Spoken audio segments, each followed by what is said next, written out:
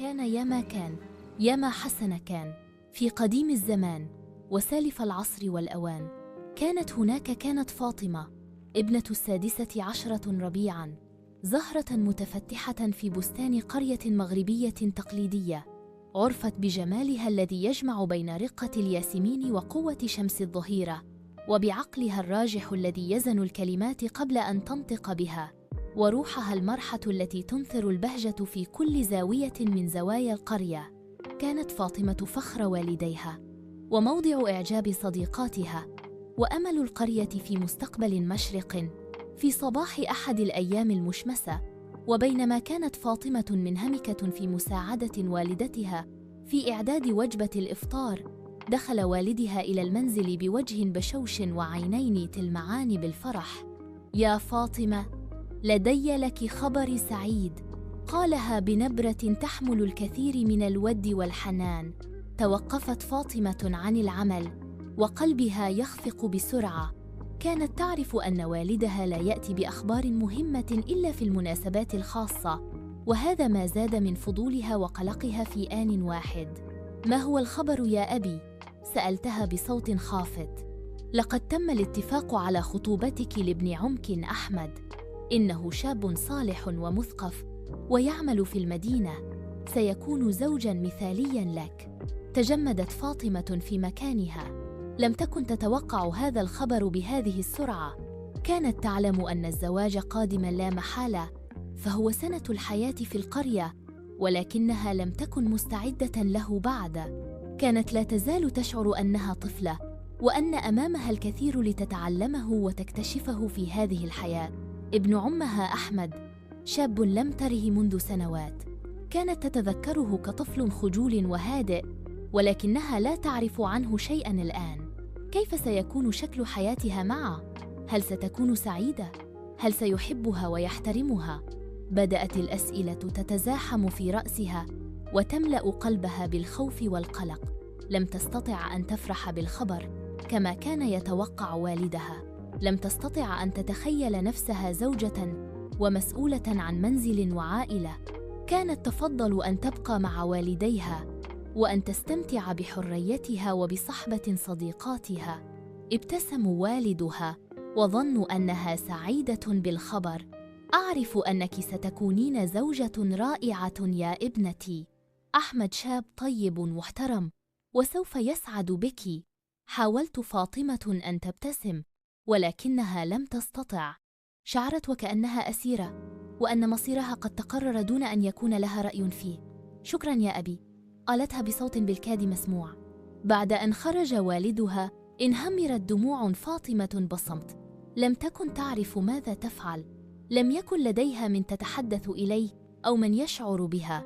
كانت تخشى أن تعارض قرار والديها وأن تجلب لهم العار. كانت تعرف أن الزواج المرتب هو عرف وتقاليد في القرية، وأن الفتاة لا تملك الحق في الاختيار. تذكرت فاطمة قصصاً سمعتها عن زواجات غير سعيدة في القرية، قصصاً عن نساء تعيسات يعشن في صمت ويتحملن قسوة أزواجهن، قصص عن فتيات صغيرات أجبرن على الزواج من رجال يكبرونهن بسنوات ولم يعرفن السعادة في حياتهن. زادت هذه القصص من مخاوف فاطمة وجعلتها تشعر باليأس والإحباط. كانت تخشى أن يكون مصيرها مشابهاً لمصير هؤلاء النساء.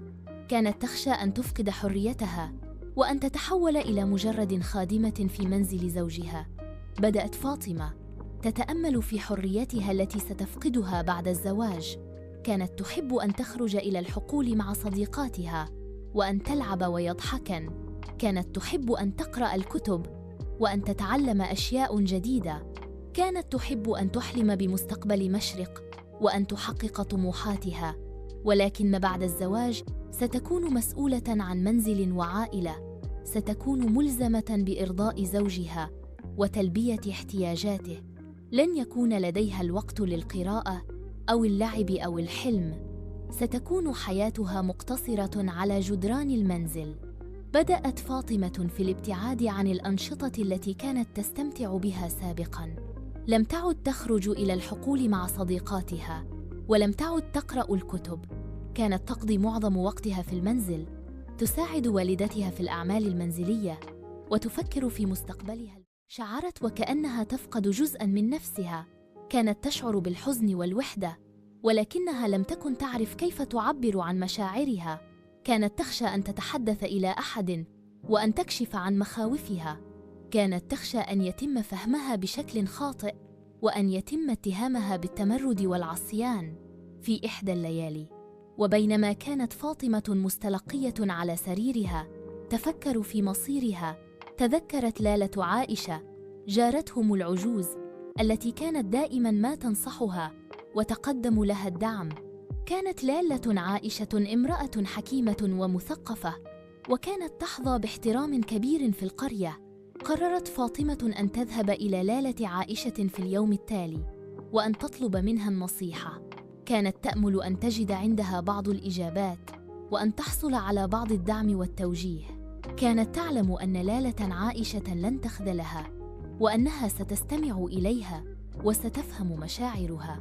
في صباح اليوم التالي استأذنت فاطمة من والدتها وذهبت إلى منزل لالة عائشة. كانت تشعر بالخوف والتردد، ولكنها كانت مصممة على المضي قدماً. كانت تعلم أن هذا هو الخيار الصحيح، وأن لالة عائشة هي الوحيدة التي يمكنها مساعدتها. طرقت فاطمة باب منزل لالة عائشة وانتظرت بصبر. بعد لحظات فتحت لالة عائشة الباب بوجه بشوش وعينين تلمعان بالود. أهلاً يا فاطمة، تفضلي بالدخول، قالتها بنبرة دافئة وحنونة. دخلت فاطمة إلى المنزل وجلست على مقعد بجانب لالة عائشة. شعرت بالراحة والطمأنينة في هذا المكان. كان منزل لالة عائشة بسيطاً ومتواضعاً، ولكنه كان مليئاً بالدفء والحب. ما بك يا فاطمة؟ تبدين قلقة، سألتها لالة عائشة بنبرة حنونة. لم تستطع فاطمة أن تحبس دموعها أكثر من ذلك.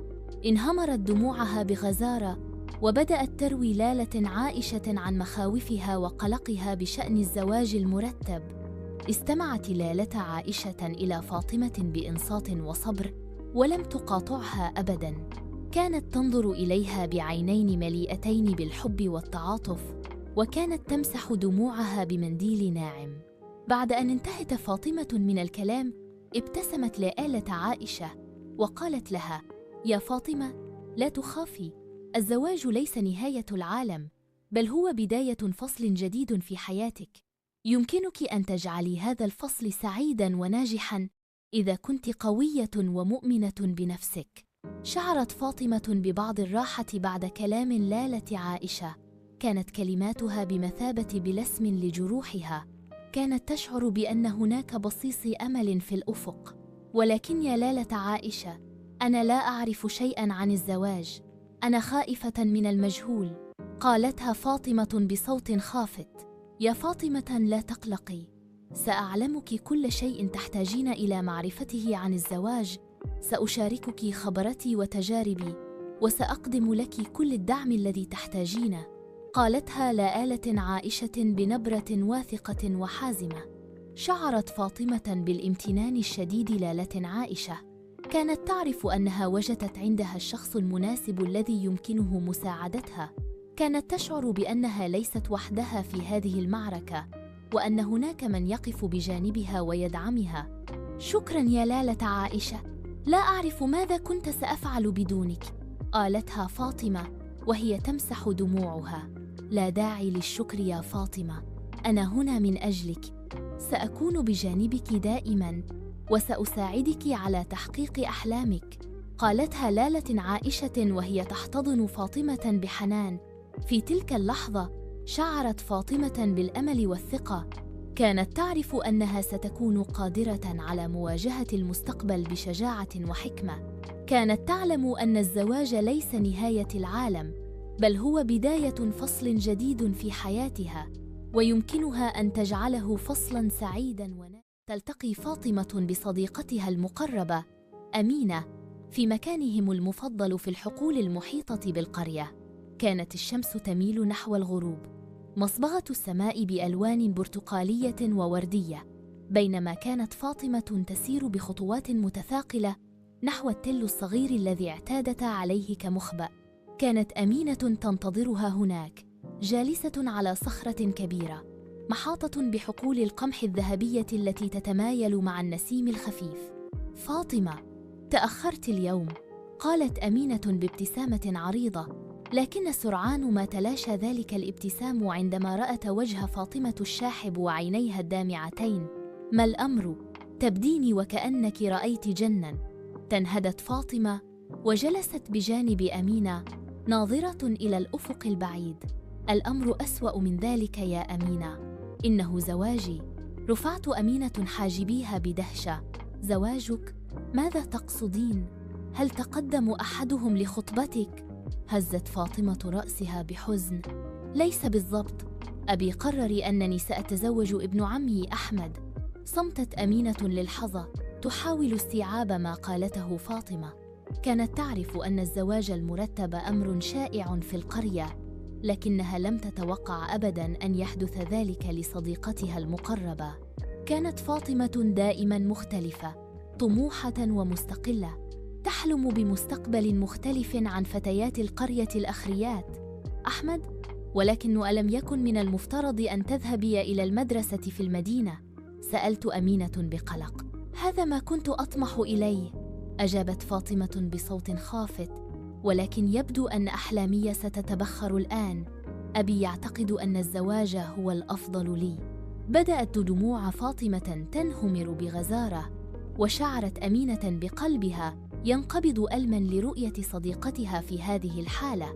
لطالما كانت فاطمة قوية وشجاعة، ولكن هذه المرة بدت وكأنها على وشك الانهيار. لا تبكي يا فاطمة، قالت أمينة وهي تمسك بيد صديقتها بحنان. أنا متأكدة من أن هناك حلاً، لا يمكنك الاستسلام بهذه السهولة. شاركت فاطمة أمينة مخاوفها وقلقها بشأن الزواج المرتب، معبرة عن خوفها من المجهول. أنا خائفة يا أمينة، لا أعرف أحمد جيداً، ولم أتخيل أبداً أنني سأتزوج بهذه الطريقة. أشعر وكأنني سأفقد حريتي وحياتي. حاولت أمينة تهدئة فاطمة وتقديم الدعم لها، وتذكرها بقوة شخصيتها وذكائها. أنت قوية يا فاطمة، وأنت تعرفين ذلك. أنت أذكى فتاة في القرية، ولديك طموحات كبيرة. لا تدعي هذا الزواج يطفئ نورك. شاركت أمينة فاطمة قصصاً عن نساء قويات في القرية تغلبن على صعوبات الزواج وأصبحن قدوة حسنة. تذكري أم الخير كيف استطاعت أن تدير مزرعة زوجها بعد وفاته وأصبحت من أغنى النساء في المنطقة. وتذكري أيضاً خالة حليمة كيف تعلمت القراءة والكتابة بعد الزواج وأصبحت معلمة للأطفال في القرية. الزواج ليس نهاية العالم يا فاطمة، بل يمكن أن يكون بداية جديدة.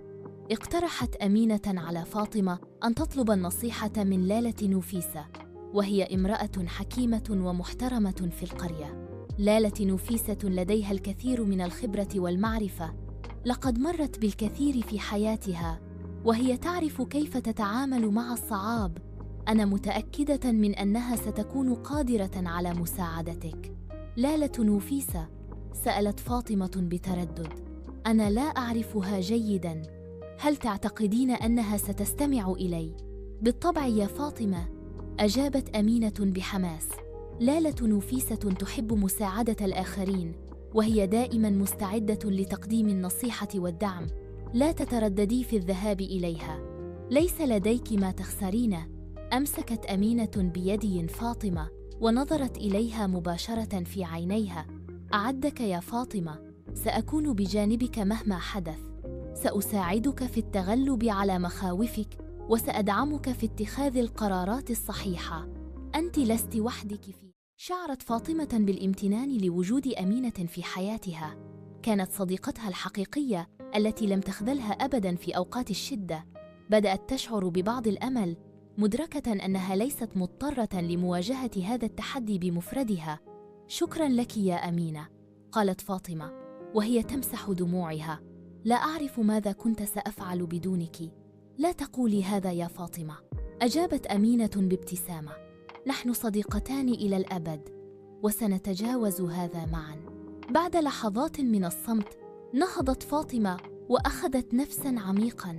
حسناً، سأفعل ذلك. سأذهب إلى لالة نفيسة وأطلب نصيحتها، ولكن هل سترافقينني؟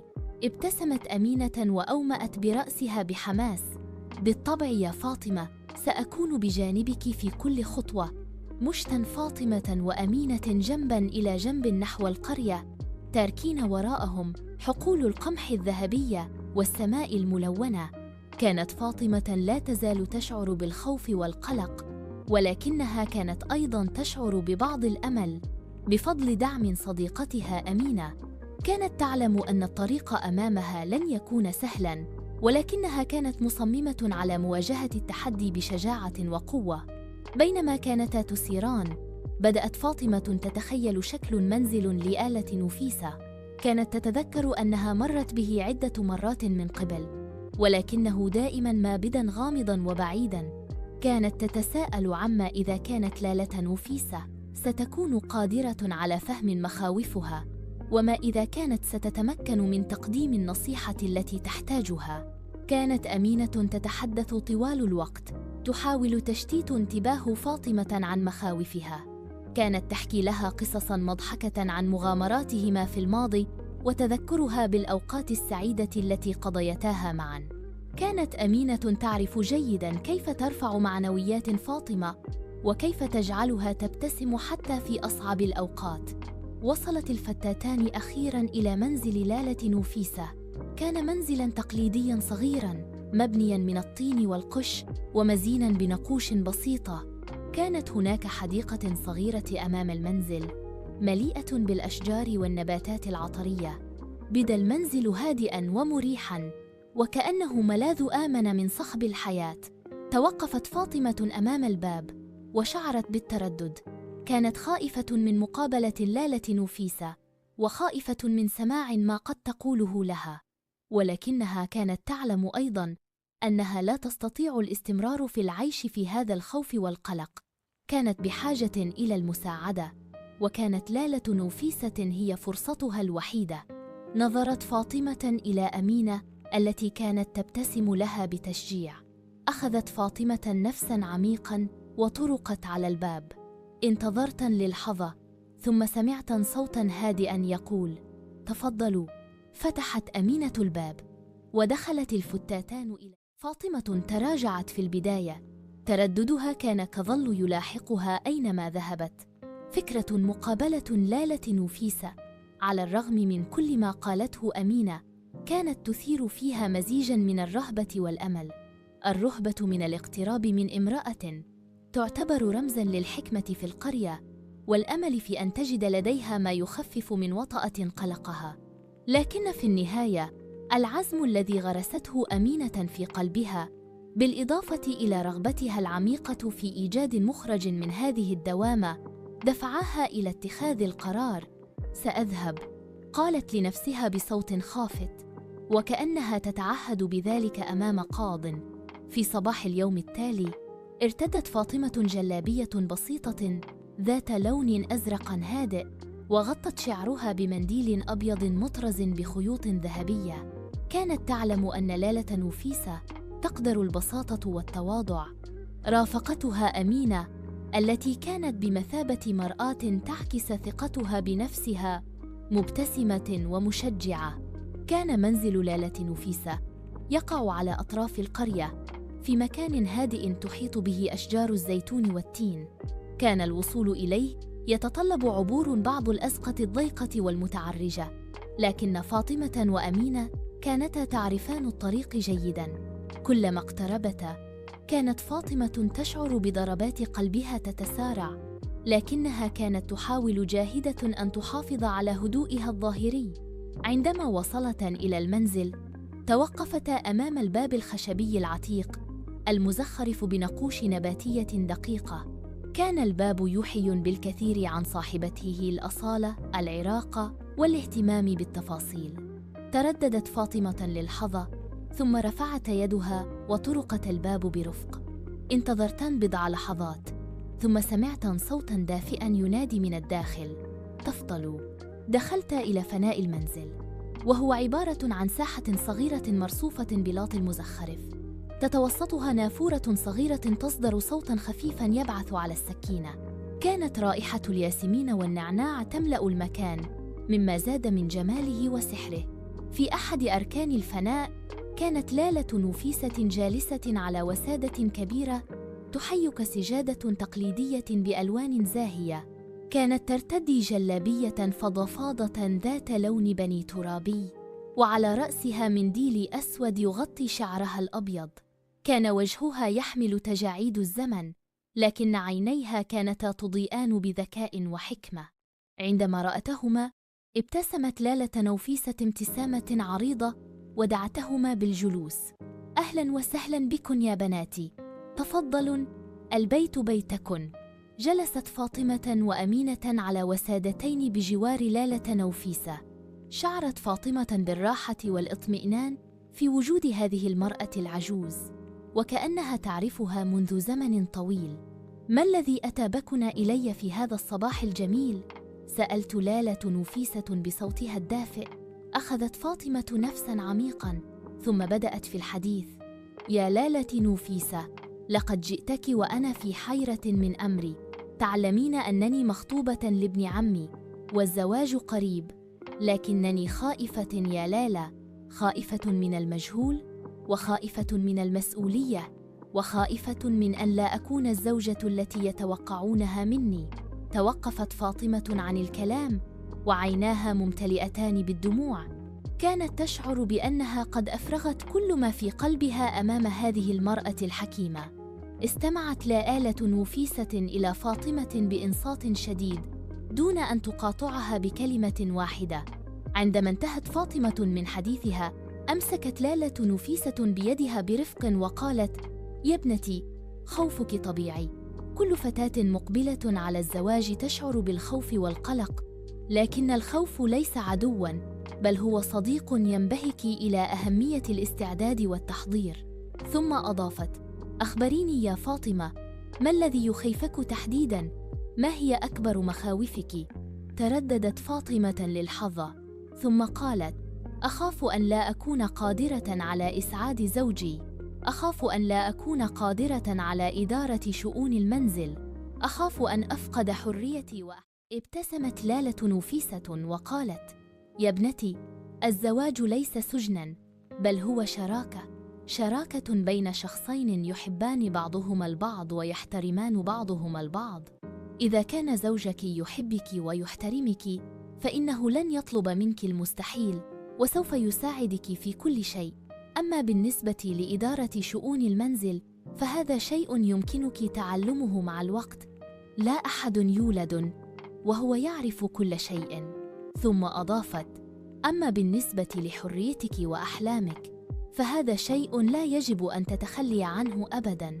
الزواج لا يعني نهاية أحلامك، بل هو بداية جديدة، بداية يمكنك فيها تحقيق أحلامك بمساعدة زوجك ودعمه. نظرت فاطمة إلى لالة نوفيسة بعيون ممتلئة بالأمل. كانت تشعر بأن كلماتها قد زرعت في قلبها بذرة من الثقة والتفاؤل. يا لالة نوفيسة، كلامك يريحني كثيراً، لكنني ما زلت أشعر بالقلق. لا أعرف الكثير عن واجبات الزوجة، ولا أعرف الكثير عن تقاليد الزواج المغربي. ابتسمت لي آلة نوفيسة وقالت: هذا شيء سهل يا ابنتي، سأعلمك كل شيء. سأشاركك قصصاً وحكايات من الماضي، قصصاً عن نساء مغربيات قويات ومؤثرات، قصص عن نساء تغلبني على الصعاب وحققني أحلامهن. من خلال هذه القصص ستتعلمين عن أهمية الصبر والتسامح والاحترام في الزواج. ثم أضافت: سأعلمك أيضاً عن الطقوس والتقاليد المغربية المتعلقة بالزواج. سأشرح لك أهمية ليلة الحناء وطقوس الحمام. سأعلمك عن معاني الرموز المستخدمة في الحناء.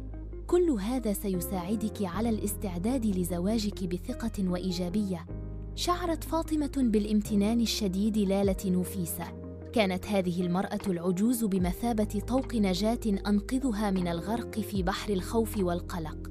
شكراً لك يا لالة نوفيسة، شكراً لك من كل قلبي. لا أعرف كيف يمكنني أن أرد لك هذا الجميل. ابتسمت لالة نوفيسة وقالت: لا داعي للشكر يا ابنتي، أنا سعيدة بمساعدتك، أنت مثل ابنتي، وأنا أريد لك السعادة والنجاح في حياتك. ثم أضافت: الآن دعينا نبدأ رحلتنا في عالم الحكمة والتقاليد. سأحكي لك قصة عن امرأة مغربية عظيمة اسمها فاطمة الفهرية. هل سمعت بها من قبل؟ هزت فاطمة رأسها بالنفي. إذن استمعي جيداً يا ابنتي، هذه قصة تستحق أن تروى وتحكى للأجيال القادمة. بدأت لالة نوفيسة تحكي بصوتها الدافئ والحنون قصة فاطمة الفهرية، مؤسسة جامعة القرويين، أقدم جامعة في العالم. قصة عن امرأة تحدت الصعاب وآمنت بقدراتها وحققت حلمها في نشر العلم والمعرفة. كانت فاطمة تستمع بانتباه شديد وعيناها معلقتان بملامح لالة نوفيسة. كانت تشعر بأن هذه القصة تمنحها القوة والإلهام. كانت تشعر بأنها قادرة على تحقيق أي شيء طالما أنها تؤمن بنفسها وتثق بقدرتها. لالة نوفيسة أخذت رشفة من الشاي بالنعناع، ثم وضعت الكأس على الطاولة الصغيرة المزخرفة. نظرت إلى فاطمة وأمينة بعينين تحملان الكثير من الحكمة والتجارب، ثم بدأت حديثها بصوت هادئ ورزين: يا ابنتي فاطمة، الخوف الذي تشعرين به طبيعي، بل هو دليل على أنك تفكرين في مستقبلك بجدية. ولكن اسمحي لي أن أشاركك بعض القصص، قصص نساء مغربيات عظيمات، نساء تحدين الصعاب وتركن بصماتهن في التاريخ، لعلك تجدين فيها بعض العزاء والإلهام.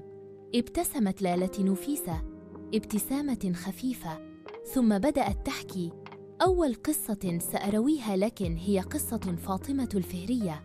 هل سمعت بها من قبل؟ أجابت فاطمة بخجل: نعم يا لالة، سمعت عنها قليلاً في المدرسة. أعرف أنها أسست جامعة القرويين. أحسنت يا ابنتي. فاطمة الفهرية كانت امرأة مثقفة وطموحة، عاشت في القرن التاسع الميلادي. بعد وفاة والدها ورثت ثروة كبيرة، ولكنها لم تفكر في استخدامها للترفيه أو اللهو، بل فكرت في طريقة لخدمة مجتمعها وترك إرث دائم. فقررت بناء مسجد كبير ومدرسة لتعليم الناس، وهكذا ولدت جامعة القرويين، أقدم جامعة في العالم. تخيلي يا فاطمة، امرأة في ذلك الزمان تتحدى كل التقاليد والعقبات وتؤسس صرحاً علماً عظيماً لا يزال يشع نوراً حتى يومنا هذا. نظرت فاطمة إلى لالة نوفيسة بإعجاب شديد. لم تكن تتخيل أن امرأة في ذلك الزمان يمكن أن تكون بهذه القوة والتأثير. أكملت لالة نوفيسة: فاطمة الفهرية لم تكن مجرد امرأة ثرية، بل كانت امرأة مؤمنة ومثقفة ومحبة للعلم.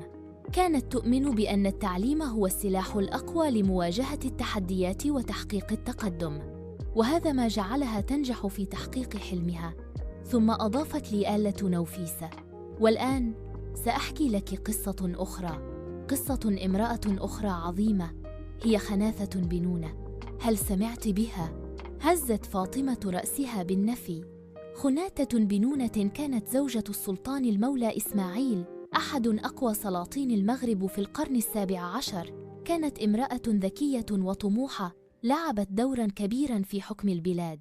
كانت تكتب الرسائل الدبلوماسية وتستقبل السفراء الأجانب وتشارك في اتخاذ القرارات السياسية. كانت تتمتع بنفوذ كبير في القصر، وكان السلطان يثق برأيها ويستشيرها في كل الأمور. يا لها من امرأة عظيمة، قالت أمينة بإعجاب. أكملت لالة نوفيسة: خناثة بنونة لم تكن مجرد زوجة سلطان، بل كانت امرأة سياسية محنكة وقائدة قوية. كانت تهتم بشؤون البلاد وتسعى إلى تحقيق العدل والرخاء لشعبها. كانت تؤمن بأن المرأة يمكن أن تلعب دورا هاما في المجتمع، وهذا ما جعلها تنجح في تحقيق أهدافها. ثم نظرت لالة نوفيسة إلى فاطمة وقالت: يا ابنتي، هذه القصص ليست مجرد حكايات من الماضي، بل هي دروس يجب أن نتعلم منها. هذه النساء لم يكن خارقات، بل كن بشرا مثلك تماما. كان لديهن أحلام وطموحات، وواجهن صعوبات وتحديات، ولكنهن لم يستسلم. استخدمن ذكائهن وقوتهن وعزيمتهن لتحقيق أهدافهن وترك بصماتهن في التاريخ. ثم أضافت لالة نوفيسة: التقاليد مهمة يا ابنتي، وهي جزء من هويتنا وثقافتنا، ولكن يجب ألا ننسى أن التقاليد يجب أن تتطور وتتغير مع مرور الوقت. يجب ألا نسمح للتقاليد بأن تقيدنا أو تمنعنا من تحقيق أحلامنا. يجب أن نكون قادرين على التكيف مع التغييرات في المجتمع، مع الحفاظ على قيمنا ومبادئنا. أردفت لالة نوفيسة: التعليم هو السلاح الأقوى الذي يمكنك استخدامه لتحقيق أحلامك. لا تدعي الزواج يمنعك من مواصلة تعليمك. حاولي أن تتعلمي قدر الإمكان، واحصلي على شهادة، وابحثي عن عمل. الاستقلالية المالية تجعلك قوية ومستقلة، وتمنحك القدرة على اتخاذ قراراتك. ثم أخذت لالة نوفيسة يد فاطمة بين يديها وقالت: يا ابنتي، الزواج ليس نهاية العالم، بل هو بداية فصل جديد في حياتك. يمكنك أن تجعليه فصلاً سعيداً وناجحاً إذا كنت مستعدة للعمل بجد والتضحية منه. أجل ذلك، كوني واثقة من نفسك وقدراتك، ولا تدعي الخوف يسيطر عليك. تذكري دائماً أنك امرأة قوية ومستقلة، وقادرة على تحقيق أي شيء تضعينه في ذهنك. ختمت لالة نوفيسة حديثها قائلة: أتمنى لك كل التوفيق في حياتك الزوجية، كوني زوجة صالحة وأماً حنونة، ولكن لا تنسي نفسك وأحلامك. حافظي على تعليمك واستقلاليتك، وكوني دائماً فخورة بأنك امرأة مغربية. بعد أن انتهت لالة نوفيسة من حديثها، ساد صمت عميق في الغرفة. كانت فاطمة وأمينة متأثرتين جداً بما سمعتاه. لم تكن فاطمة تتوقع أن تسمع مثل هذه القصص الملهمة. بدأت تشعر بالقوة والثقة بالنفس. نظرت فاطمة إلى لالة نوفيسة وقالت: شكراً لك يا لالة نوفيسة، لقد أعطيتني الكثير من الأمل والقوة. أعدك بأنني لن أنسى نصائحك أبداً. ابتسمت لالة نوفيسة وقالت: أنا متأكدة من أنك ستكونين امرأة عظيمة يا فاطمة. لديك كل المقومات التي تؤهلك لذلك، فقد تقي بنفسك وبقدراتك. ثم نظرت لالة نوفيسة إلى أمينة وقالت: وأنت يا أمينة، كوني دائماً بجانب صديقتك فاطمة، وادعميها في كل ما تفعل. الصداقة الحقيقية هي كنز لا يقدر بثمن. أجابت أمينة بحماس: بالطبع يا لالة نوفيسة، أنا وفاطمة صديقتان إلى الأبد. بعد ذلك ودعت فاطمة وأمينة لالة نوفيسة، وغادرت منزلها وهما تشعران بالأمل والتفاؤل. كانت فاطمة تشعر بأنها امرأة جديدة، امرأة أقوى وأكثر ثقة بالنفس. كانت مستعدة لمواجهة المستقبل بشجاعة وحكمة. وفي طريق عودتهما إلى القرية، قالت فاطمة لأمينة: شكراً لك يا أمينة، لولاك لما كنت ذهبت إلى لالة نوفيسة، لقد غيرت حياتي. أجابت أمينة بابتسامة: أنا دائماً بجانبك يا فاطمة، أنت صديقتي المفضلة، وأنا أريد لك الأفضل. ثم أضافت أمينة: الآن يجب أن نستعد لحفل الحناء، لقد سمعت أن والدتك تخطط لحفل كبير. ابتسمت فاطمة وقالت: أنا متحمسة جداً لحفل الحناء، أريد أن أحتفل مع صديقاتي وعائلتي قبل أن أغادر إلى بيت زوجي. بعد ذلك بدأت في التخطيط لحفل الحناء، وهما تشعران بالسعادة والحماس. كانت فاطمة تعلم أن المستقبل يحمل الكثير من التحديات، ولكنها كانت مستعدة لمواجهتها بثقة وأمل. كانت تعلم أنها ليست وحدها، وأن لديها صديقة مخلصة وعائلة محبة تدعمها في كل ما تفعل. وكانت تعلم أيضاً أن لديها إرثاً ثقافياً عظيماً، وإرثاً من النساء القويات والمؤثرات اللواتي تركن بصماتهن في التاريخ، وهذا الإرث سيعطيها القوة والعزيمة لمواجهة أي صعوبات تواجهها في المستقبل. لآله نفيسة تبدأ حديثها بابتسامة دافئة، تنظر إلى فاطمة بعينين مليئتين بالحكمة والتجربة. يا ابنتي، الزواج ليس مجرد رباط بين شخصين، بل هو احتفاء بتقاليدنا العريقة وتعبير عن هويتنا المغربية. لكل طقس معنى، ولكل عادة حكمة. تبدأ لآلة نفيسة بشرح تفصيلي لطقوس وتقاليد الزواج المغربي، قائلة: أولاً وقبل كل شيء، هناك الخطوبة. إنها ليست مجرد اتفاق بين عائلتين، بل هي وعد بالاحترام والمحبة والتقدير المتبادل. ثم تأتي مرحلة التحضيرات، وهي فترة مليئة بالفرح والترقب، حيث تتكاتف العائلتان لإعداد كل ما يلزم لإنجاح هذا الزواج.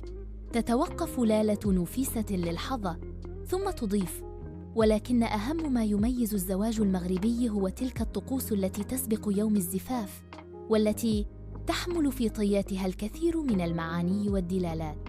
ليلة الحناء على سبيل المثال هي ليلة خاصة جداً، حيث تجتمع العروس بصديقاتها وقريباتها للاحتفال بها وتوديعها قبل أن تنتقل إلى بيت زوجها. تصف لالة نفيسة أهمية ليلة الحناء، قائلة: في هذه الليلة تتزين العروس بأجمل الملابس التقليدية، وتوضع الحناء على يديها وقدميها. الحناء ليست مجرد زينة، بل هي رمز للبركة والخير والسعادة. يعتقد الكثيرون أن الحناء تطرد الأرواح الشريرة وتحمي العروس من الحسد. تتابع لالة نفيسة: أثناء وضع الحناء تغني النساء الأغاني التقليدية ويرقصن ويفرحن مع العروس. إنها ليلة مليئة بالبهجة والمرح، وفرصة للعروس للتعبير عن مشاعرها وأحاسيسها قبل أن تبدأ حياة جديدة. تنتقل لالة نفيسة للحديث عن الحمام المغربي، قائلة: الحمام المغربي هو طقس آخر لا يقل أهمية عن ليلة الحناء. إنه طقس تطهير وتنقية للعروس قبل الزواج. تذهب العروس إلى الحمام برفقة صديقاتها وقريباتها، حيث يتم تنظيف جسدها وتقشيره باستخدام الصابون البلدي والطين والخزامة. تشرح لالة نفيسة: الحمام المغربي ليس مجرد وسيلة لتنظيف الجسد، بل هو أيضاً وسيلة لتنظيف الروح. يعتقد الكثيرون أن الحمام يساعد العروس على التخلص من الطاقة السلبية والتوتر والقلق، ويمنحها شعوراً بالانتعاش والاسترخاء.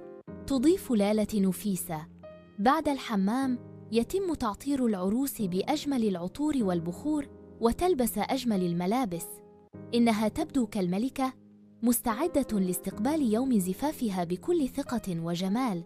تسأل فاطمة بفضول لالة نفيسة: ما هي معاني الرموز المستخدمة في الحناء؟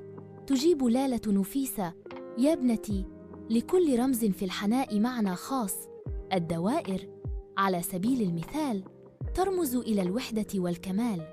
الخطوط المستقيمة ترمز إلى الطريق المستقيم في الحياة.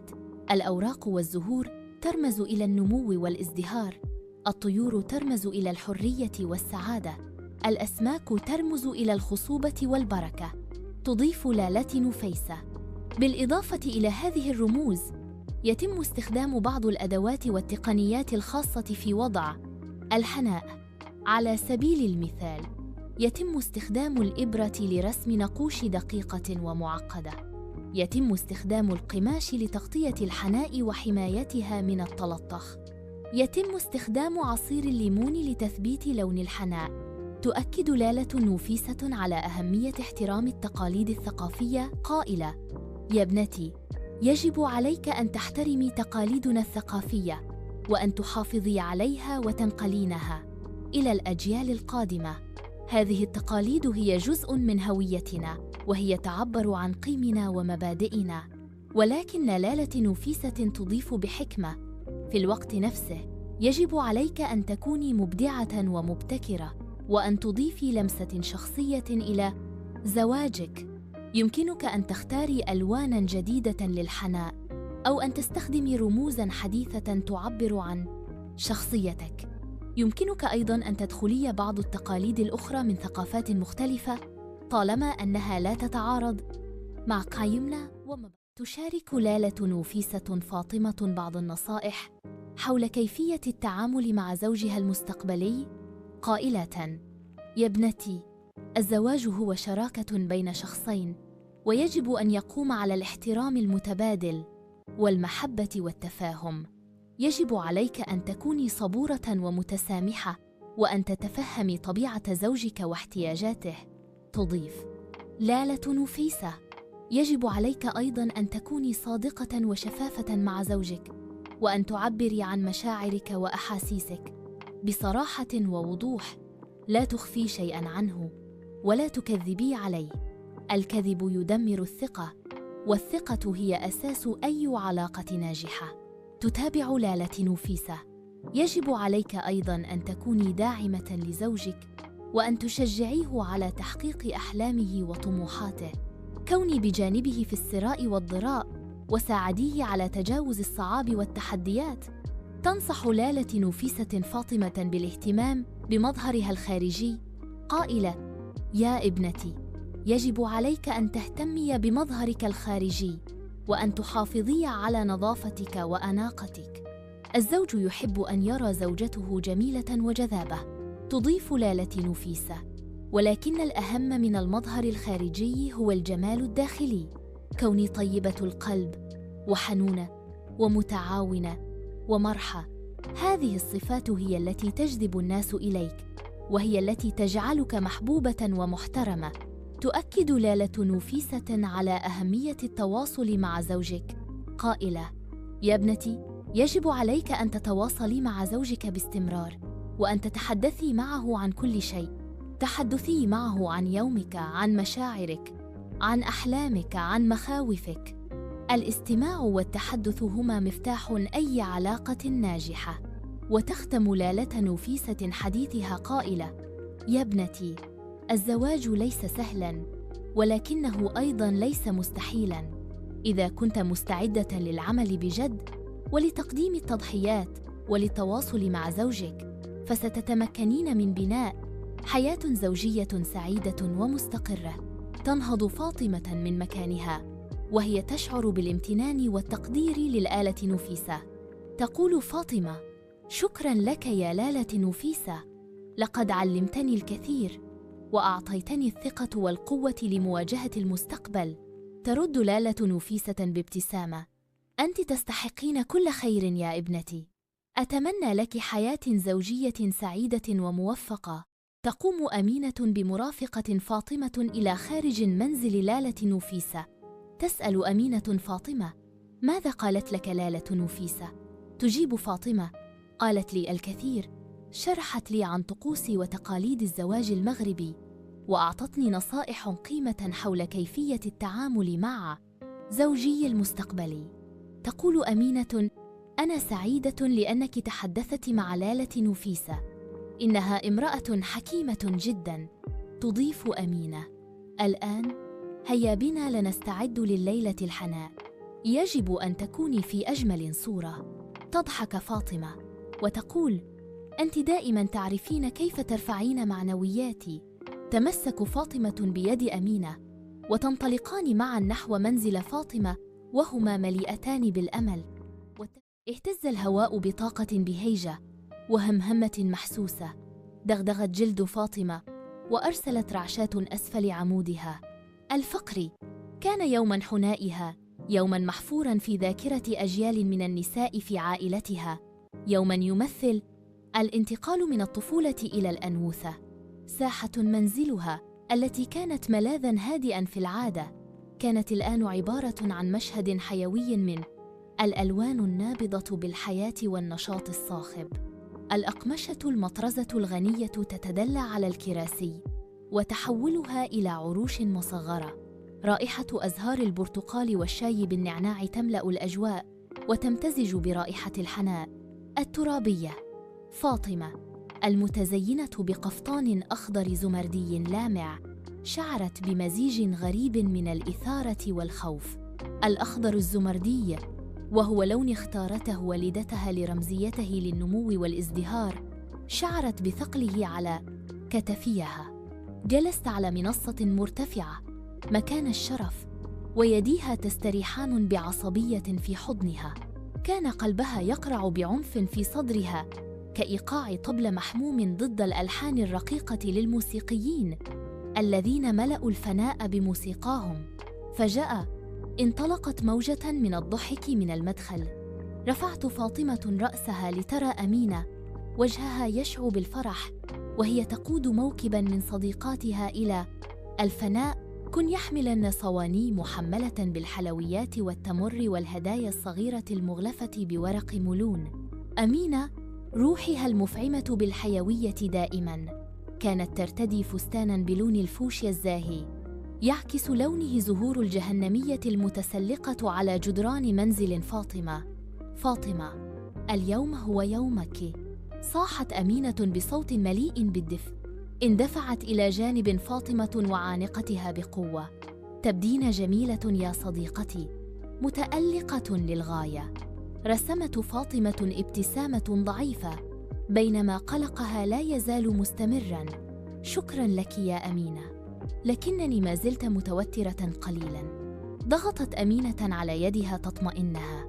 التوتر طبيعي يا حبيبتي، لكن لا تدعيه يطغى على فرحتك. هذا يوم للاحتفال بك وبإرثك وبالرحلة التي أنت على وشك البدء بها. تجمعت الفتيات الأخريات حول فاطمة يغمرنها بالمديح والتمنيات الطيبة، تبادلن الأحاديث بحماس وأصواتهن جوقة متناغمة من الدعم والمودة. شعرت فاطمة بدفء ينتشر في جسدها وإحساس مريح بالانتماء خففا من قلقها. بدأ الاحتفال بوصول فنانة الحناء، امرأة مسنة تدعى خديجة. كانت يداها ماهرتين بقدر ما كانتا متعبتين.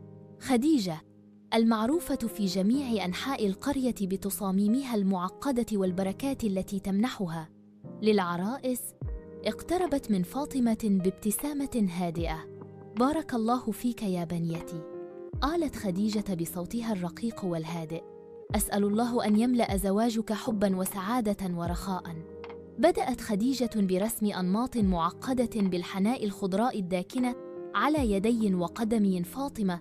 كانت التصميمات نسيجاً ساحراً من الأشكال الهندسية والزخارف الزهرية والرموز القديمة، يحمل كل منها معنى خاصاً. غنت النساء الأغاني التقليدية بينما كانت خديجة تعمل، وأصواتهن تنسج نسيجاً من البركات والتمنيات الطيبة، بينما كانت يداً خديجة الماهرتان تعملان بسحرهما. شعرت فاطمة بارتباط بأجيال من النساء سبقنها. فكرت في والدتها وجدتها وجميع النساء في عائلتها اللاتي خضعن لهذه الطقوس نفسها، حاملات معهن آمال وأحلام مجتمعهن. شعرت بالفخر بتراثها وتقدير عميق للتقاليد التي شكلتها لتصبح المرأة التي هي عليها اليوم. تبادلت النساء القصص والنصائح، وكانت كلماتهن مليئة بالحكمة والتشجيع. استمعت فاطمة باهتمام وتمتص كلماتهن كالإسفنجة. تحدثن عن أهمية الصبر والتفاهم والتواصل في الزواج، وأكدن على ضرورة احترام الزوج ودعمه مع الحفاظ أيضاً على هوية المرأة أمينة كعادتها الواقعية قدمت نصيحة عملية. قالت: لا تخافي من التعبير عن رأيك يا فاطمة، الزواج شراكة وصوتك يستحق أن يسمع. وتذكري دائماً، الضحك هو أفضل دواء، لا تفقدي حس الفكاهة أبداً. ضحكت فاطمة وقلبها أخف مما كان عليه منذ أسابيع.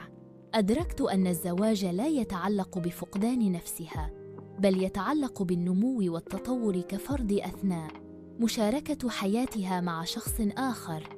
كان الأمر يتعلق ببناء شراكة قائمة على الاحترام المتبادل والمحبة والتفاهم. مع مرور اليوم، شعرت فاطمة بتحول عميق بداخلها. بدأ الخوف وعدم اليقين الذين ابتلي بها لفترة طويلة في التبدد، واستبدلوا بشعور متزايد بالثقة والإثارة. أدركت أنها ليست وحدها، كانت محاطة بمجتمع من النساء القويات والداعمات اللواتي يؤمنن بها وكن هناك لإرشادها في كل خطوة على الطريق. تعمقت الحناء على يديها وقدميها في اللون، وهي تذكير دائم بالحب والدعم الذين أحطن بهما. كان رمزاً لتراثها وقوتها واتزامها بالمستقبل. لقد كان وعداً بتكريم تقاليد أسلافها بينما تشق طريقها الخاص في الحياة. في وقت لاحق من ذلك المساء، عندما بدأت الشمس في الغروب وتلقي بظلال طويلة على الفناء، جلست فاطمة مع والدتها. أمسكت والدتها بيدها وعيناها ممتلئتان بالحب والفخر. قالت: ابنتي، وصوتها كثيف بالعاطفة، أنا فخور جداً بالمرأة التي أصبحت عليها. أنت قوي وذكي وجميل من الداخل والخارج. أعلم أنك ستصنع زوجة رائعة. ضغطت فاطمة على يد والدتها وقلبها يفيض بالامتنان. قالت: شكراً لك يا ماما، أنا أحبك. ابتسمت والدتها، بريق معرفة في عينيها. قالت: تذكر ما قالته لك ليلا نفيسة، احتضن تقاليدك، لكن لا تنسى أحلامك أبداً. أنت قادر على أي شيء تفكر فيه. أومأت فاطمة برأسها وعززت عزمها بكلمات والدتها. كانت تعلم أن الرحلة المقبلة لن تكون سهلة. ستكون هناك تحديات وعقبات يجب التغلب عليها، لكنها لم تعد خائفة. كانت مستعدة لمواجهة المستقبل بشجاعة وحكمة وأمل. عندما تضخمت الموسيقى وبدأت النساء في الرقص، انضمت إليهم فاطمة وقدميها تتحرك دون عناء على الإيقاع. رقصت بفرح، بشغف، بشعور جديد بالحرية. رقصت لنفسها ولعائلتها ولجميع النساء اللواتي مهد الطريق لها. في تلك اللحظة شعرت فاطمة بأنها محاطة بحب ودعم مجتمعها. لم تعد الفتاة المترددة الخائفة التي كانت تخشى زواجها المدبر. كانت امرأة قوية وواثقة من نفسها، مستعدة لاحتضان مستقبلها بأذرع مفتوحة. شعرت الحناء على بشرتها وكأنها درع واقي، رمز لتراثها وقوتها. كانت فاطمة ابنة المغرب، وكانت مستعدة لكتابة قصتها الخاصة. امتد المستقبل أمامها ليس كمجهول شاق، ولكن كنسيج من الاحتمالات، في انتظار أن يتم نسجه بخيطها الفريد. انتهى اليوم بهدوء هادئ. كان الضيوف قد غادروا، تاركين وراءهم رائحة الحناء العالقة وأصداء الضحك والموسيقى. جلست فاطمة بمفردها في غرفتها، تحدق في التصاميم المعقدة على يديها وقدميها. تتبعت الأنماط بأصابعها وشعرت بارتباط عميق بتراثها. فكرت في أحمد زوجها المستقبلي. ما زالت لا تعرفه جيداً، لكنها لم تعد خائفة من المجهول. كانت مستعدة للاقتراب من زواجهما بعقل متفتح وقلب راغب. كانت مستعدة لبناء حياة معه، حياة مليئة بالحب والاحترام والتفاهم. عندما انجرفت إلى النوم، حلمت فاطمة بالمستقبل. كانت تحلم بحياة يمكنها فيها تكريم تقاليدها أثناء السعي لتحقيق أحلامها. كانت تحلم بحياة يمكن أن تكون فيها زوجة محبة وامرأة قوية ومستقلة. كانت تحلم بمستقبل مليء بالأمل والسعادة والإمكانيات اللانهائية. ولأول مرة منذ وقت طويل، يوم الزفاف الذهبية على قرية فاطمة لتضفي على البيوت الطينية لوناً دافئاً، وتعلن عن بداية يوم جديد، بداية فصل جديد في حياة فاطمة. استيقظت فاطمة مبكراً والهدوء يملأ قلبها، على عكس القلق الذي رافقها في الأسابيع الماضية. لم يكن هذا الهدوء نابعاً من الاستسلام، بل من الثقة والأمل الذين غرستهما لآلة نفيسة في روحها. كانت الغرفة تعبق برائحة ماء الورد والمسك، حيث كانت النساء من العائلة مشغولات بإعدادها ليومها الكبير. ارتدت فاطمة قفطاناً أبيضاً مطرزاً بخيوط ذهبية رمزاً للنقاء والبدايات الجديدة. كان القفطان تحفة فنية تناقلته الأجيال في عائلتها ليشهد على قصص حب وولاء لا تحصى.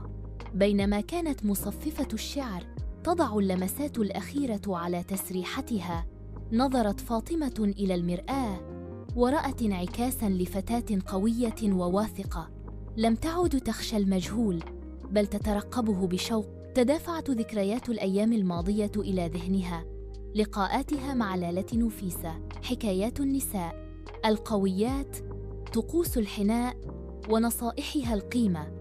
تذكرت كلمات لالة نفيسة: الزواج ليس قيداً يا ابنتي، بل هو شراكة.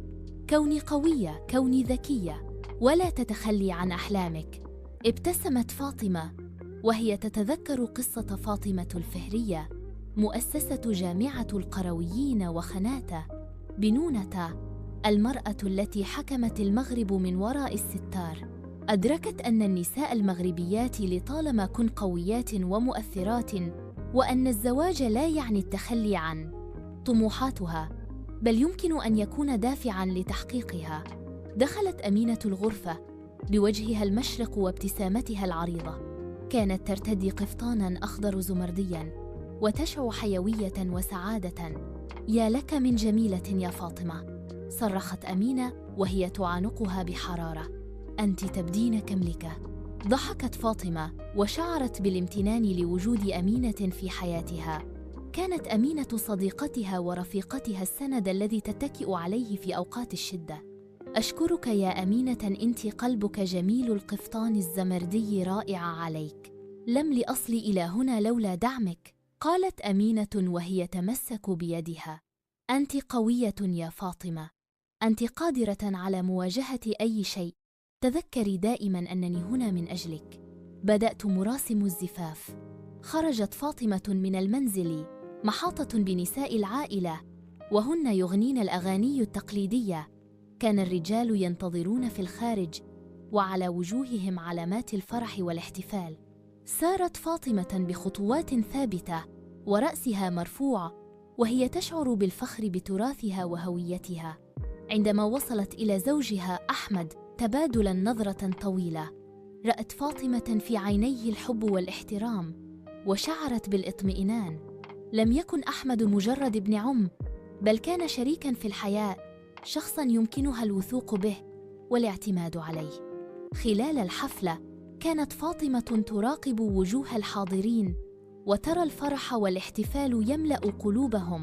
كانت تشعر بالانتماء إلى هذه القرية، إلى هذا المجتمع، إلى هذا التراث. أدركت أن الزواج ليس مجرد ارتباط بين شخصين، بل هو ارتباط بين عائلتين، بين جيلين، بين ماض وحاضر ومستقبل. بعد انتهاء الحفل اصطحب أحمد فاطمة إلى منزلهما الجديد. كان منزلاً بسيطاً ولكنه دافئ ومريح، يعكس شخصية أحمد المتواضعة والكريمة. دخلت فاطمة المنزل وهي تشعر بالهدوء والسكينة. جلست فاطمة على الأريكة وتأملت الغرفة. كانت تتخيل مستقبلها في هذا المنزل مع أحمد، وهي تبني عش الزوجية وتربي الأطفال وتحافظ على تقاليد عائلتها. كانت تتخيل نفسها وهي تعلم أطفالها عن قصص النساء القويات، عن أهمية التعليم، عن قيمة العمل، عن ضرورة احترام الآخرين. نهضت فاطمة وتوجهت إلى النافذة. نظرت إلى السماء الصافية ورأت النجوم تتلألأ في الظلام. كانت تشعر بالامتنان لله على هذه النعمة، على هذه الفرصة، على هذا تذكرت فاطمة نصيحة لالة نفيسة الأخيرة: يا ابنتي، الحياة مليئة بالتحديات، ولكنها أيضاً مليئة بالفرص. كوني قوية، كوني ذكية، ولا تتخلي عن أحلامك.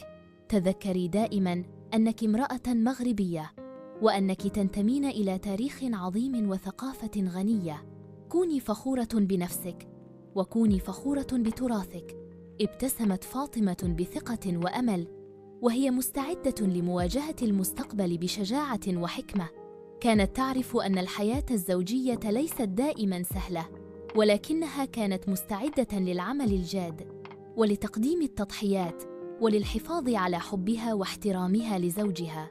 كانت تعرف أنها قادرة على بناء حياة زوجية سعيدة وناجحة، حياة تكون مثالاً للأجيال القادمة. تعهدت فاطمة بالحفاظ على تراثها الثقافي ونقله إلى الأجيال القادمة. كانت تعرف أن التقاليد ليست مجرد عادات وتقاليد، بل هي جزء من هويتها، جزء من تاريخها، جزء من مستقبلها. كانت مصممة على الحفاظ على هذه التقاليد مع التكيف مع التغييرات في المجتمع، ومع إضافة لمسة شخصية تجعلها فريدة ومميزة. كانت فاطمة رمزاً للأمل والتغيير في القرية. كانت تلهم الفتيات الأخريات لتحقيق أحلامهن ولعدم الاستسلام للتقاليد وللثقة بأنفسهن. كانت تثبت أن المرأة المغربية قادرة على أن تكون قوية ومؤثرة حتى في إطار التقاليد. عادت فاطمة إلى الأريكة وأخذت نفساً عميقاً. كانت تشعر بالسلام الداخلي وبالرضا عن حياتها. كانت تعرف أنها اتخذت القرار الصحيح، وأنها مستعدة لبدء فصل جديد في حياتها. دخل أحمد إلى الغرفة وعلى وجهه ابتسامة لطيفة. اقترب من فاطمة وجلسوا بجانبها. أمسك بيدها وقال بصوت هادئ: أنت جميلة جداً يا فاطمة. ابتسمت فاطمة وقالت: وأنت أيضاً يا أحمد. تبادلا نظرة طويلة، ثم انحنى أحمد وقبل جبينها. كانت هذه القبلة رمزاً للحب والاحترام والتقدير. كانت هذه القبلة بداية حياة جديدة، حياة مليئة بالفرح والسعادة والنجاح. في تلك اللحظة أدركت فاطمة أنها لم تفقد حريتها، بل اكتسبت حرية جديدة، حرية اختيار مصيرها، حرية بناء مستقبلها، حرية أن تكون من تريد أن تكون. كانت فاطمة امرأة مغربية قوية وواثقة ومستعدة لمواجهة العالم. كانت فاطمة المستقبل.